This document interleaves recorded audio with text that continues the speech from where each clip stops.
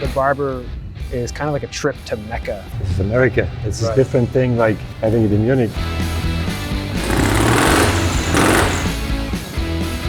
So when are we actually going to see the production bike? What you never ever do, copy. You know, it's been a crazy 2 days. It's been 96 degrees, so we've been kind of out here baking in the sun.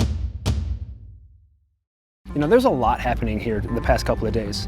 Driving through, you know, on the golf cart with the team, we had some laughs, we had some chuckles, you know, but there was a lot of bonding going on. It's waking up at 5:30, 6 o'clock in the morning and going out digging for old parts and just, you know, having a good time. You know, this is something, again, that I personally identified with doing this as a kid with my dad. Episode 2, we talked about the Heritage collection, which was the reveal of a clothing line that'll be coming, you know, along with this storyline of heritage and culture. But the other one, the other big reveal in episode 2 was actually this. All right, guys, come here. Let's make sure we didn't miss this. What'd you just say? The free swinging rubber solo seat will come as an accessory for the serial bike. Really? I'd love to hear your guys' comments below. Let us know what you think about Ralph just confirming that the solo seat will be an added accessory for the production bike.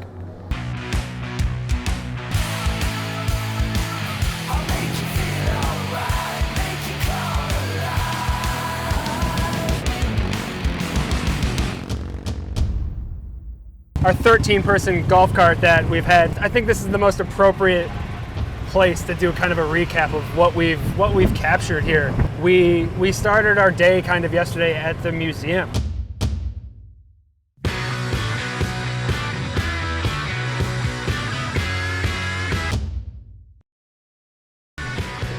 Look at this, look at this. The graphics of these bikes was one of my first projects. German engineering. This was BMW development and a wind channel perfectly designed, and so this was very special. Okay, cool. That's very pretty cool. good. And it was such a cool space to walk into and being greeted by Jeff, who is kind of the director there at the museum. I gotta tell you, the feeling walking into this place, like once you get past the threshold, you just start grinning like a little kid. Like the energy and the history inside of this place is pretty unreal. Let's go check it out. This is credited with being the first motorcycle. It's kind of ironic. It has 4 wheels on it, but it is an internal combustion engine. I can hear the racing. Is that here?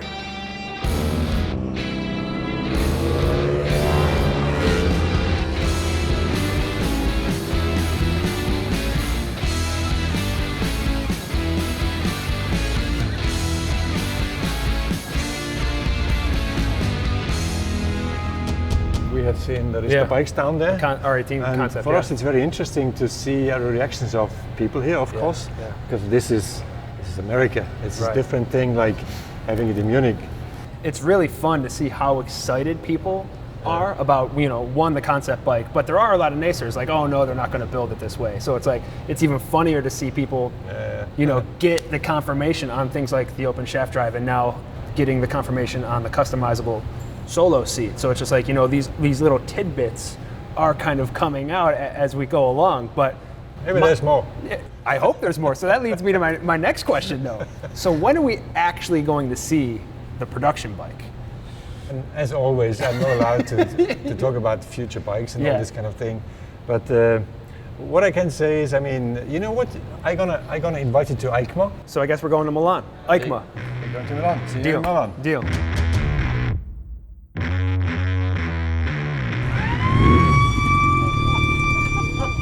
Hey, look who is coming. Dirk. Hey. Hey. Hey, Dirk. This guy's traveled all the way from Germany to be here, you know, to see this show, to be part of this culture. He's by far one of the most notable BMW customizers building bikes like the 2 Phantom bikes, but watching them talk about the R18 concept and his eyes just kind of lighting up and getting super excited, you know that this guy's just jonesing to get his hands on one of those bikes and, you know, and build one himself. Leave it to the Germans to find a BMW and then start tuning it.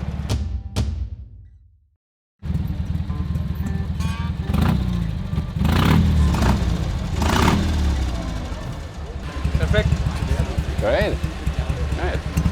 I love these This things. is your Yes, environment right absolutely. now? Yeah. Nobody's gonna wake up at 4:30 in the morning who doesn't love doing something like this.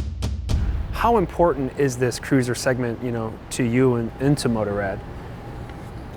I mean, personally, I love cruisers. Yeah. The word cruiser, what does a cruiser mean? We are doing heritage. Yeah, and- That's more BMW. That's more authentic to BMW. These companies with a long tradition, with a Sure. long heritage, they try to pick their own heritage into today's world. Yeah. And this is something what we also do now. We've done so many beautiful motorcycles, and so we grab these ideas and try to transport it into today's world. The market is always driven by the customer, of course.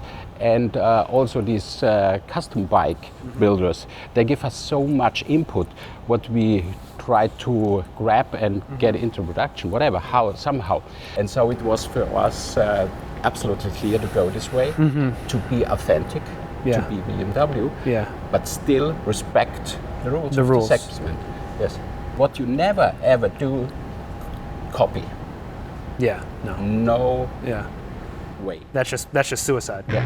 All right, guys, let's head outside and check it out.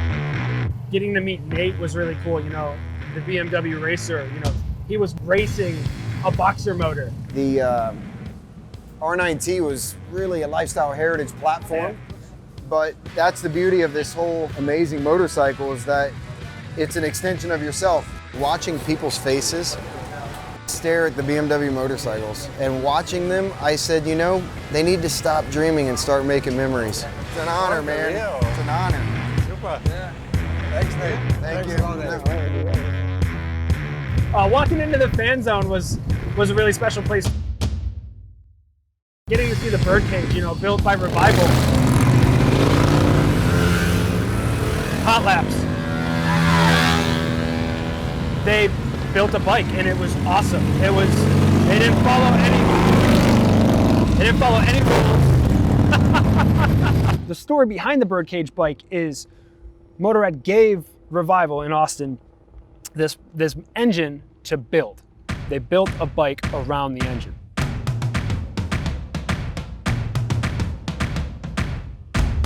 What I feel, you cannot inscenate the engine more than he did. Right. I mean, it's completely fragile and visible and transparent, and the engine is Just there. It's a masterpiece.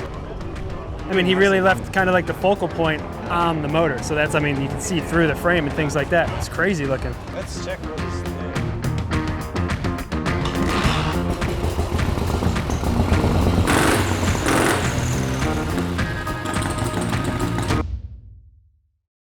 Did you enjoy it? I did. Yeah? Is this yours? Actually, my father's bike. I heard this is yours. It is, it is. This is one of the pieces of my collection. This is a 1928 BMW Model R63. Your in race trim. Your collection.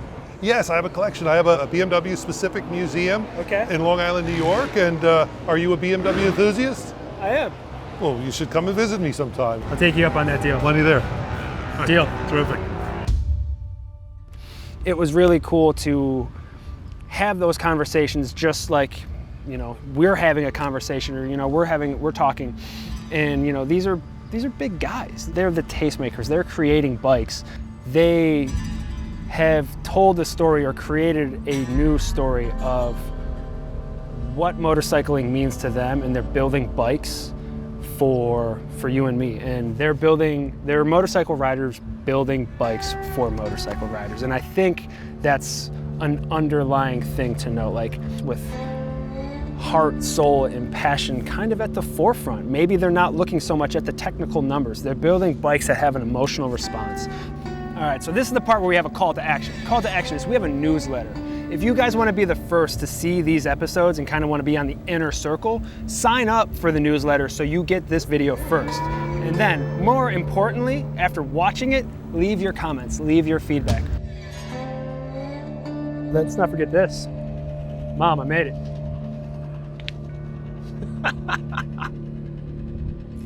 That's pretty cool.